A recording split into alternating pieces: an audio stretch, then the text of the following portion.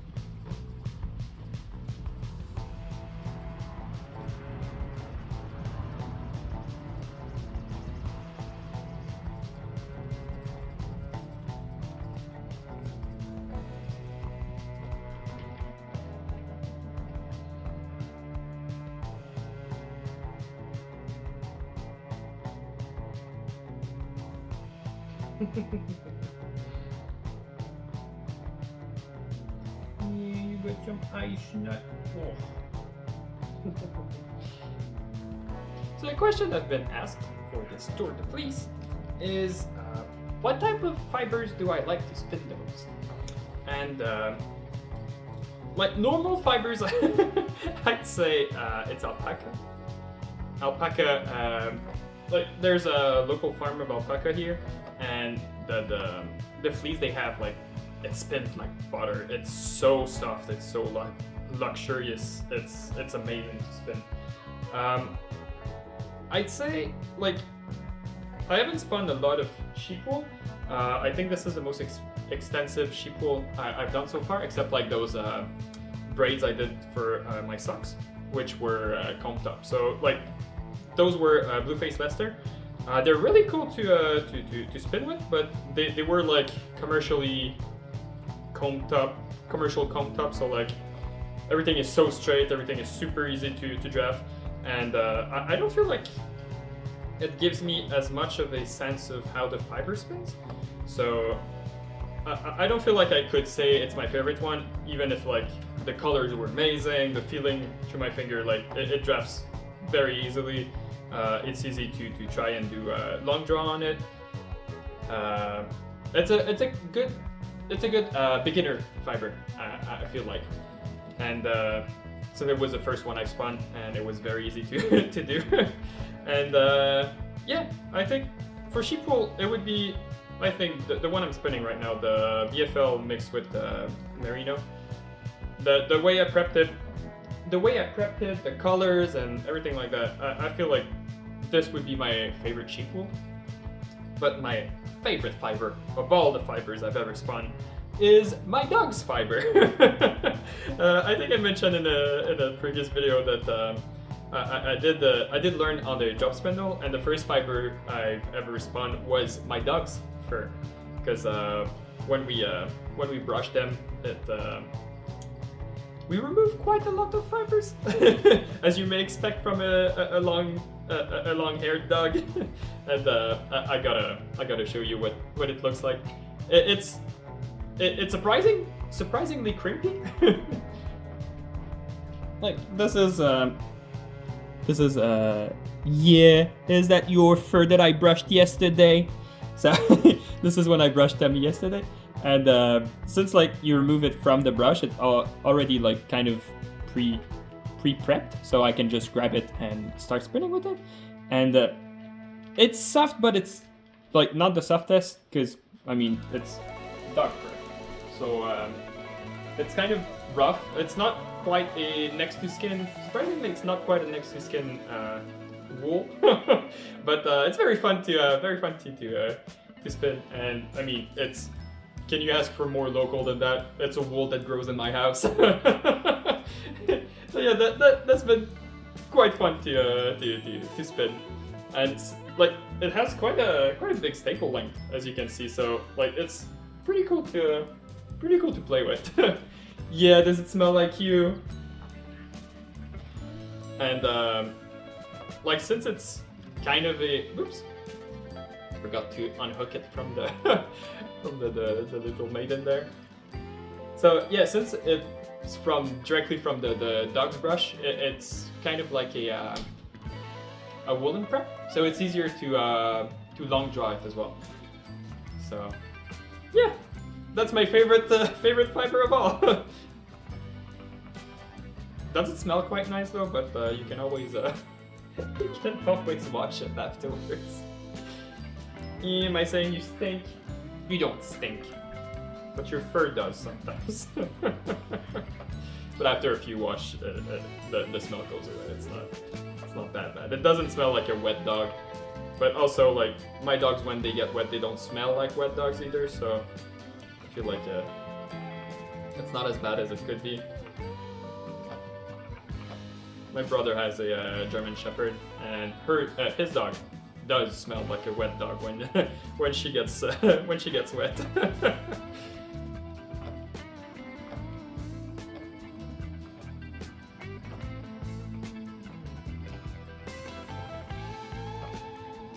So another question I had, because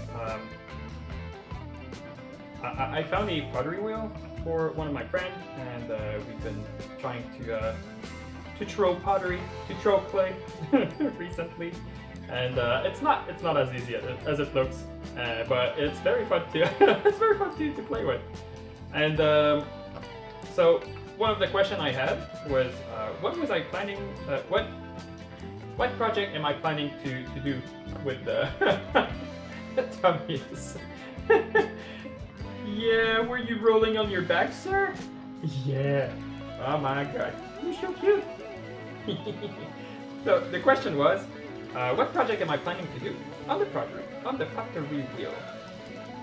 And on the pottery wheel, my project would be a konfucha teapot.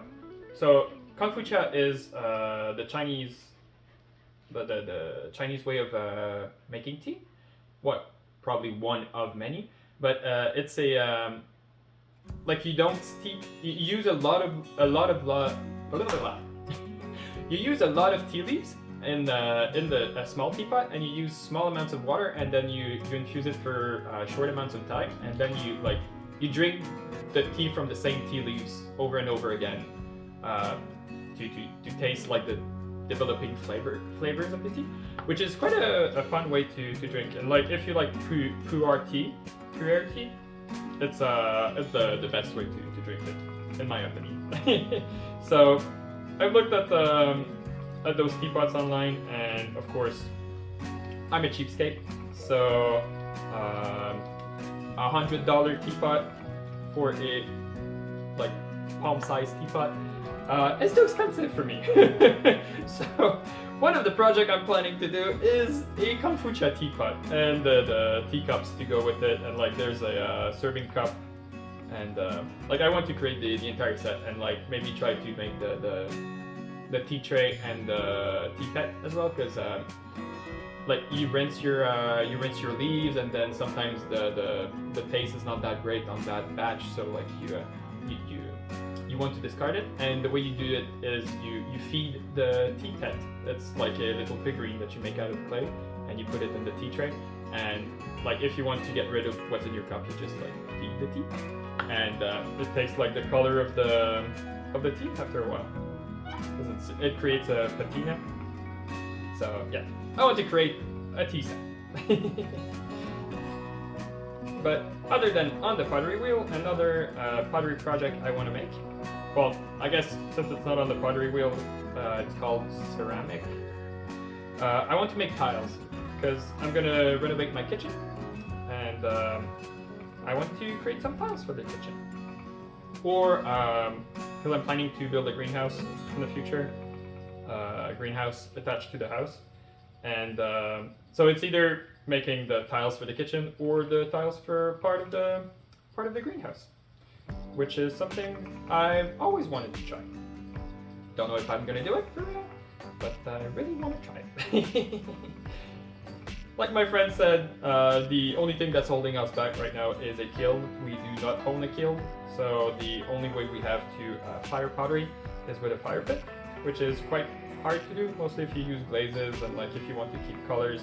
It's a lot harder in a fire pit because like the fire will lick the pottery and it's gonna like deposit soot that will fuse with the pottery and stuff like that. So yeah, I guess at some point we'll find a kiln or someone with a kiln that allows us to fire our pottery in it. But yeah, pottery, it's mostly for fun. It's I found a cheap wheel on Marketplace, and it's a kick wheel, so it's not an electric one. And right now we're mostly trying to have fun with it, which is pretty cool. And talking about a greenhouse, I do own a greenhouse. It's a small one in my office. You've seen it quite a few times, I think. It's in the background of most of my videos when I spend in the office. But I thought I could do a little walkthrough. So this one here, let's try not to film the neighbors. This one here, it's hard to point and looking at the camera at the same time. This one here is an olive tree. I got it at one of those renovation center. These two here are tea plants, Camellia sinensis. And this one tried to die, but it's coming back slowly. And this one is thriving. I didn't harvest any yet, but I think the bigger one will be able to harvest. Like, I have some beautiful tips now, but I do want it to be a bit stronger before I do. But in the near future, I'll have my own tea. Then right next to it, this is bay leaf. In French, it's feuille de laurier that you use when you make pasta sauce, and it's very cool to cook with. I just come here, pick a few leaves, and go back to the kitchen, which is pretty cool. And at the very back here, this is a Meyer lemon. It also tried to die, but it's coming back slowly. I think I wasn't watering it enough, or too much, or a mix of both, so I tried soaking the pot in the water instead of watering it, and it seems to do a very big difference. So it's alive, it's coming back, and I'm very happy. And then the masterpiece of the greenhouse, this beautiful tall tree in the middle. This is a coffee plant. I got it from a teeny tiny seedling from a renovation center, and it's been growing for about 8 years now. I had it I bought the seedling when I came back to Quebec about 8 years ago when I moved for work. I used to live on the west coast in Vancouver, so this is the first plant I got when I came back. And then in the corner here, I think this is a coleus, one of those plants that never dies, even if you try, which is good. And it's a beautiful shade of purple and green. I'm really happy with it. It does drop a metric shit ton of leaves, so not always fun, but it's a beautiful plant. And then over here, I got my snake plant. Got it because it's pretty. I got my pothos that grows in the aquarium. It eats all the poop from the shrimps. And then I have a little heart-shaped succulent that I got for Valentine's Day. And this is a ivy that I'm making grow on the windowsill, and I hang some fibers that I spin in it. I like it. It's pretty cool. And yeah, those are the plants I grow in my office.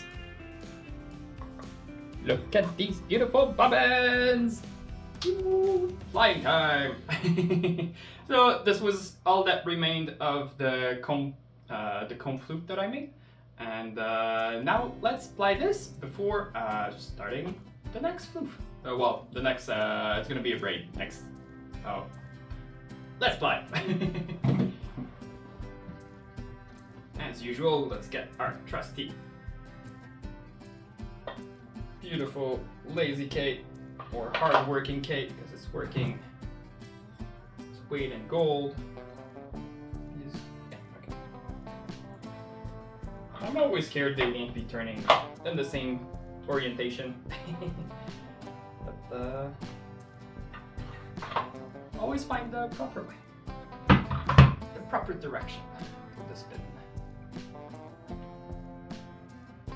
Let's remove what was left from the previous spin on this. Let's get flying. Closer to you, maybe.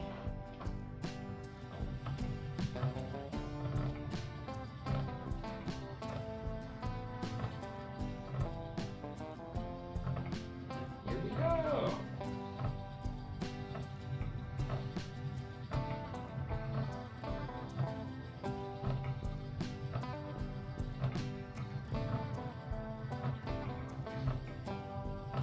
I don't know in your part of the world, but right now it's a heat wave here. But it's been about a month of heat wave now, and so we're the weekend right now. And if I want to do anything outside, I need to do it in the morning or in the evening. So I just cleaned my balcony, and yeah. I got back in because I was getting a little too warm for my taste. I wanted to spin outside, but as you will see in the video, well, as you saw in the video already, it didn't last for very long because it wasn't very comfortable.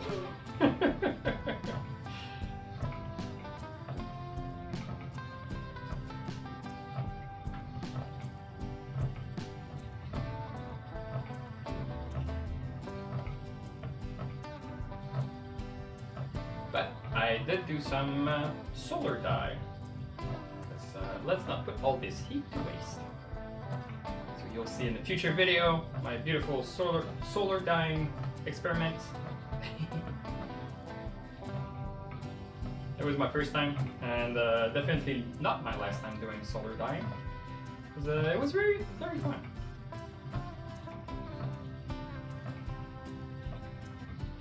And very hands-off.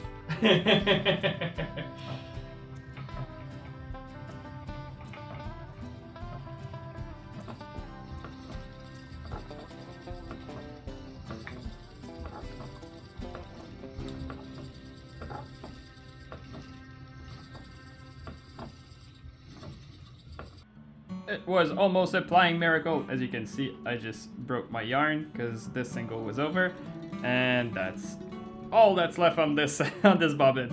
So almost there, but yeah, flying bracelet it is. And one of the smallest flying bracelet in a long time.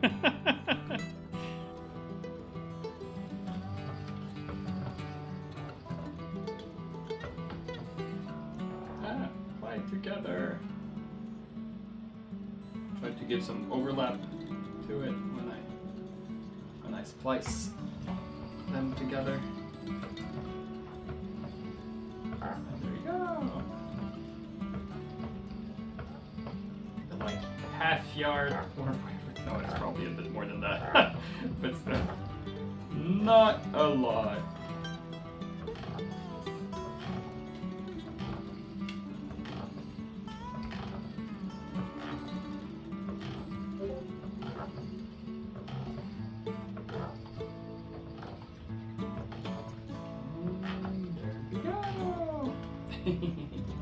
We finished our second skein! Woo!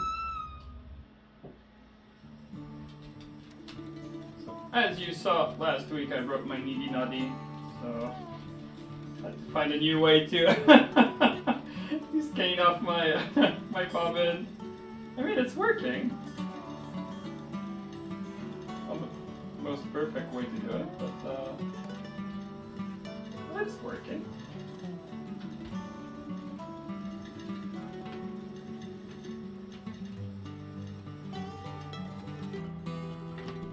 And there we have it, second skein of Tour de Fleece. This is 201 meter. The Swift, the way I did my emptying of the bobbin, since I broke my needy noddy, like I mentioned, I used the Swift. It was quite fun to do, very easy to do. The only thing would be next time I think I'll find like some way of holding the yarn because I felt like I was gonna get the rope burn from it. But otherwise, 201 meter. So 320 meter and 201 meter together. So 500 something meter. Mats on the weekend. Who dat? So, I'm happy to have my second skein of Tour de Fleece. Yeah. So. Next up, we'll pull out one of the braids I have, and we'll do some rollags out of it. I think I already, because it was my Tour de Fleece training that I did. I didn't record it. It was a off-camera spin, and yeah, I'm almost done on the first bobbin, and then I'll hop on the second bobbin with you guys. So see you there. And this is how I turn one of those braids into some rollags. So I just like break it. Don't need to be super precise because I've already broke the braid in two. So like the first one is already spun on a bobbin, and this is the second one. So the way I do it is I just try and aerate it. Try to spray it out like this, and then against the grain, if you can call it that, I just roll it. Like that. We have a rollag. So instead of pulling in the same way as the fibers are going, we're going to be going on the fold. So it's easier to do some knob draw.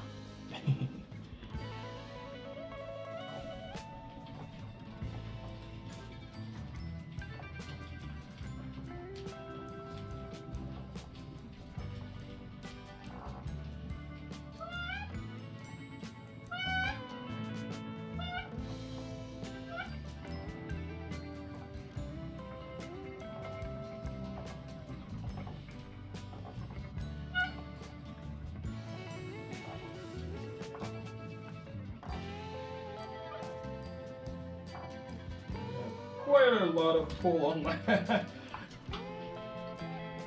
intake. Try not to rip this yarn out of my hands.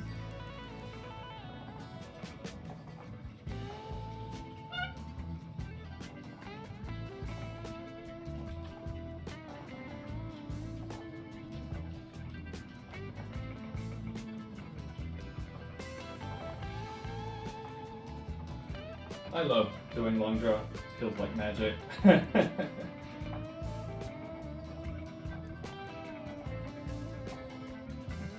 So I think this is where I'm going to end the video. I didn't finish the second single, but this is what I've spun during my D&D session. So we have our first single, and then first thing next week, tomorrow for me,